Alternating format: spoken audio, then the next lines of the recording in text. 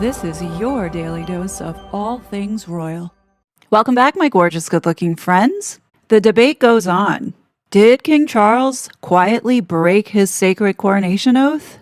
Over the last 72 hours, the British public has absolutely erupted over a single, heavily buried sentence in the annual Sovereign Grant Report. A sentence the palace likely hoped no one would notice. For centuries, the British monarch has held one foundational constitutional duty: to be the defender of the faith.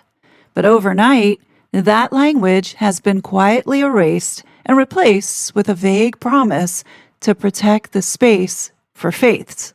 I think many of you have seen that the backlash has been immediate. Critics are accusing the palace of sneaking a massive constitutional change past the public.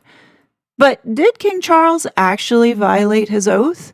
Or is the internet entirely misreading Charles's oath? Are people completely justified in sounding this alarm? Or are we just overreacting? In this video, we're going to break down this one line and compare it to what the king swore an oath to, hoping to settle this debate once and for all. Let's go ahead and get into this. If you've been following this channel, you know we've tracked the royal family through some of the most turbulent and historic moments of the modern era. But to understand why this single line in the Sovereign Grant Report is causing a massive public meltdown, we need to rewind. We need to go back to May 2023, just days before King Charles was officially crowned. Behind closed doors, a fierce debate was already brewing.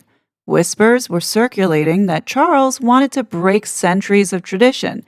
He didn't just want to be the defender of the faith, a title strictly tying the monarch to the Church of England since Henry VIII. He wanted to be known as the defender of all faiths. Just 48 hours before the coronation, The Guardian broke the story. They reported that the Archbishop of Canterbury, Justin Welby, had quietly slipped a brand new preface into the ceremony, a deliberate shift in the wording that set the stage for exactly what we are seeing today. The Guardian reported Welby was about to drop a highly controversial statement. Instead, the coronation oath for the first time will be prefaced with words spoken by Welby, making clear that the church established by law whose settlement you will swear to maintain will seek to foster an environment in which people of all faiths and beliefs may live freely. So now when you go back to the one line in the Sovereign Grant, it kind of aligns. But the bigger question is, did this actually happen during the oath? Well, the only way to find out is for us to revisit. Here's the moment where Charles takes the oath. Now, what's really interesting here is that I would like to play the oath for you so you can hear it for yourself, given that it is a historical moment in history. But for whatever reason, the audio for this oath is copyrighted, not by the royal family, but by UMG. As you can see, I was trying to upload this video and I did have the actual oath in there and it was flagged. And in the video, I didn't even use the video of the coronation. It was just the sound of the actual words. Well, isn't this something? You have UMG, which stands for Universal Music Group, owning the copyright of the audio with the king taking his oath. The oath that he's taking for the people. Does anybody not find that weird? That would be like the US president taking his oath at Inauguration Day, and Sony Music is like, sorry, you can't share that or talk about it or criticize it because we've copyrighted it. Which now begs the question, did Charles sell the rights of his voice and this oath to UMG? That would be likely yes. Now, I could understand if I put the whole ceremony inside this video with no commentary, but that was not the case here. From 3 minutes and 58 seconds to 5 minutes and 49 seconds, there was commentary in between, as well as just sections of it proving the points that I was making throughout this video. So for them to go ahead and block this from being seen in certain regions, as well as not being able to monetize, to me, I find crazy. Absolutely crazy. And why would the king sell the rights to the coronation, which was for the people? Like, these are public figures that serve the people. Here in the United States, you're allowed to take this kind of material and discuss it. Why is it you can't do this in the UK? This is the king.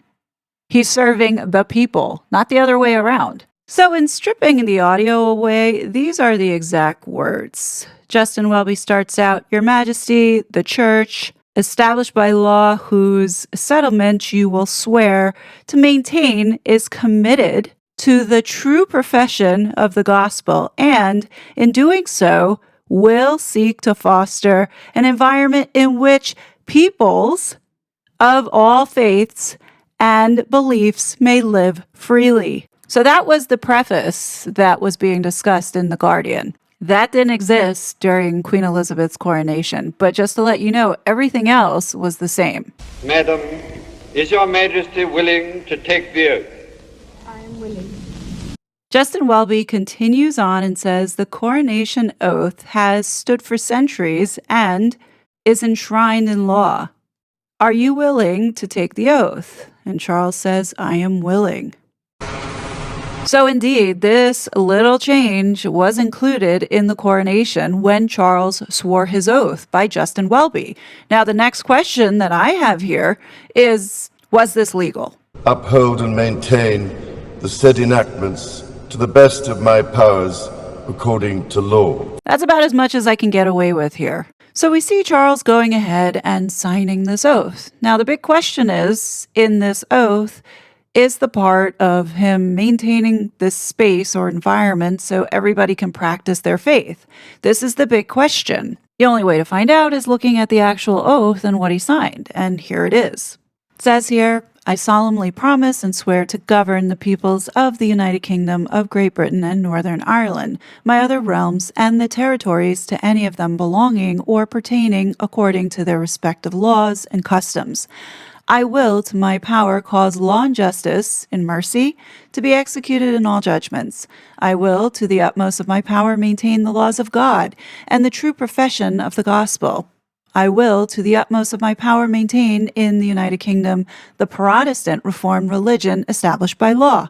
And I will maintain and preserve inviolably the settlement of the Church of England and the doctrine, worship, discipline, and government thereof, as by law established in England. And to the churches there committed to their charge, all such rights and privileges as by law do or shall appertain to them, or any of them. The things which I have here before promised I will perform and keep, so help me God. So nowhere does it state here this promise to maintain the environment or space so everybody can practice their faiths. Will seek to foster an environment in which peoples of all faiths and beliefs may live freely. I am willing. So essentially, when you listen to this again, it's really Justin Welby telling Charles that the church is open for people to practice their faiths freely. And I'm guessing that because the church is endorsing this, and I think this is the problem that we have here, and that problem is going all political to the left and adopting all of these liberal progressive ideologies that in some instances appear to be anti-Christian, like transgenderism.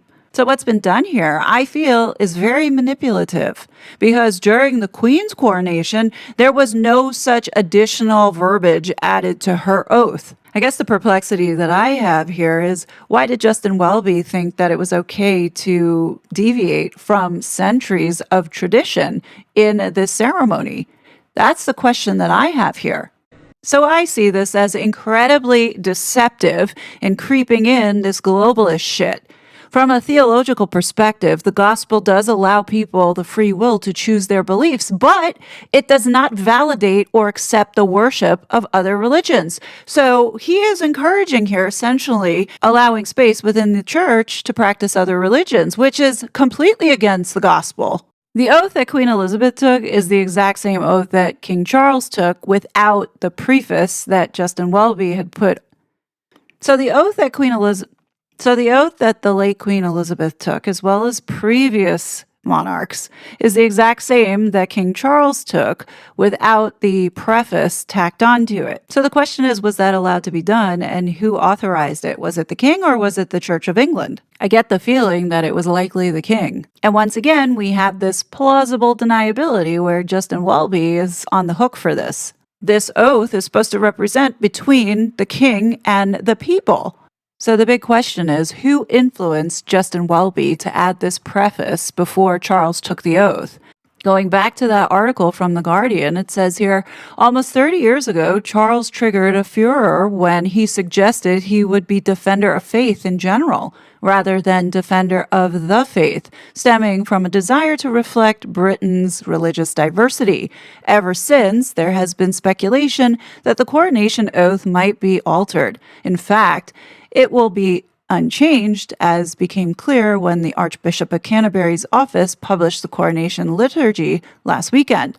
Instead, the coronation oath for the first time will be prefaced with words spoken by Welby, making clear that the church, established by law, whose settlement you will swear to maintain, will seek to foster an environment in which people of all faiths and beliefs may live freely. James Walter, who leads the London School of Economics Faith Center, said, people got very fixated on whether the title would change, but I don't think that was ever Charles's intention. Rather, it was how the title was to be understood, and in many ways, that reimagining of what it means happened under his mother, who spoke of the Church of England creating a space for freedom across religions. Last September, shortly after the Queen's death, Charles echoed and expanded on his mother's words. He told faith leaders at Buckingham Palace reception that he was a committed Anglican, but the sovereign had a duty to protect the diversity of our country, including by protecting the space for faith itself and its practice through the religions, cultures, traditions, and beliefs to which our hearts and minds direct us as individuals. Now, I hate to say it, but the Queen might have had a really bad case of suicidal empathy, and so does Charles. And if Charles is there to defend the space for culture, practicing religion, then he needs to start standing up for defending the Christian faith, because he's not defending the Christian faith.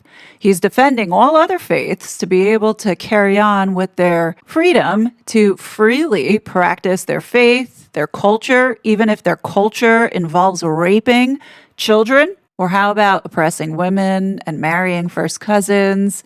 Or what about those honor killings? Charles is accepting of giving space for this culture to thrive. There's a problem here. So when you go back to this one-liner that everybody is up in arms about, technically, Charles didn't violate his so-called oath, because you can see that they put this little preface in right before Charles took the oath, indicating that the Church of England is allowing for this space for other people to practice their religions. On the surface, the palace can go back and, clarify that this was part of the oath. But if in the rare instance this gets to be challenged legally, technically he really didn't violate anything, because they can always reference back to this argument. And I feel like this preface was done with intention to cover his ass. Whether it be for his conscience to put that out there so he's not technically lying in front of God, but really he is lying in front of God. The question is, does he really care? Or does Charles care more about appeasing everybody and what people think? I think it's the latter, because when you look at the root of racism here, and you look at the royal family and their history with slaves and colonialism, this is deeply rooted in their psyche. That being called a racist is worse than if, let's say, you murdered a child. And I think over the last 10 years, we have seen the issue of race exacerbated. And I don't think it's an accident that Meghan Markle showed up in 2016 and threw gasoline all over the monarchy. Part of that contributed to what we are seeing today with the two-tiered system. And that's because there is leadership in place, just like how we had in the United States, that is actively driving communism, otherwise known as globalism. And unfortunately, the institutions like the Church of England has been captured.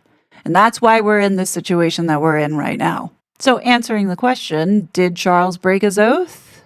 In my opinion, yeah. He did break his oath, not to the people from a legal perspective, but definitely to God. Technically, that is what is most important here. When you look at this promise to protect the space for all faiths to be able to practice their religion freely and their culture, he's not doing it for the Christians. I think the reason why Charles allows all of this violence to go on is because it's part of the Islamic faith. And that kind of acceptance, in my opinion, is a betrayal to God. Hands down, 100%. He may sit there and say, oh, I'm practicing diversity, equity, and inclusion bullshit. But really, what he is doing is supporting this genocide on white British Christians. And I don't think that that's forgivable. Are they making it harder for us to understand, or they're actually making it simpler for us to understand that the people responsible behind the destruction of British society, its civil service, its politics, its social fabric, they are not interested in fixing Britain. They're actively destroying Britain on purpose. And the reverberations will be felt all across the West, not just the Anglosphere countries. They'll be felt here in Australia. They'll be felt in Canada, in New Zealand, and yes, even in America. I know Americans like to think of themselves as unique and different, but I'm sorry, we are all connected. The ideology and the people who are busy destroying Britain, they're hard at work here as well. In every single one of our great countries, they're all busy. And the fact that the church is captured with this World Economic Forum globalist bullshit just goes to show how much influence these people have. Charles is a part of that cult. But let's not forget that the Queen also supported this so-called UN Agenda 2030, influenced by the World Economic Forum. And don't kid yourself, because the entire family has been making money off of this. Where do you think Harry and Meghan learned this grift from? We'll get into the finances in my next video. But for our purposes here, it does look like all of this is very deliberate. But let me know your thoughts, though. As always, I will be back with more content. But until then, please be safe, and I'll talk to you later. Bye! You can't really blame me, or you can't really fault me for thinking that it's King Charles who's pushing this agenda of the Islamization of Anglosphere countries other than America, because obviously in America he has no sway. But, Australia, our official head of state is the Governor General, who our Prime Minister officially reports to the Governor General, who reports to King Charles. I'm not saying that King Charles meddles in our day-to-day affairs. I don't think he does. But obviously, these ceremonial positions, they have some role, as they have some influence. They carry some weight, okay? And it seems like our lefty politicians are more inclined. They are more aligned with King Charles' agenda or his way of thinking. It was such a fraud.